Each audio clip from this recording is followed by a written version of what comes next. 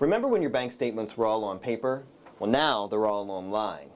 Get ready, your health records are next. When you went to the doctor's office, you could usually count on seeing a pen and a paper, but times are changing. When I go into the room to see my patient now, I actually carry an iPad, take a photo of the patient, enter all the information on the iPad, and then all your testing and other information is entered directly into the computer. The medical community is now going paperless. Paul Cartland is in charge of the state's health technology upgrade. Remember that part of HIPAA, the P, is for portability. The whole point was to make it possible for you to, for your personal health information to be able to be exchanged, to be portable. It's actually now law that the healthcare industry go paperless. The American Reinvestment and Recovery Act had a piece in there called High Tech, which was about the health information exchange and electronic health record incentives.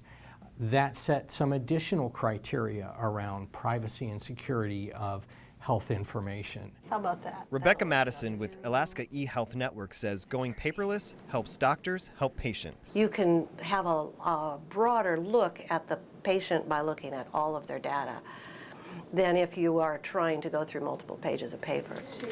Dr. Melinda Rathkoff works at the Allergy, Asthma, and Immunology Center of Alaska. She says it's all about efficiency. We did the change about 3 years ago where everything was on paper and switched to electronics healthcare records. But how safe are your records? That's the number one challenge. How do we keep ahead of the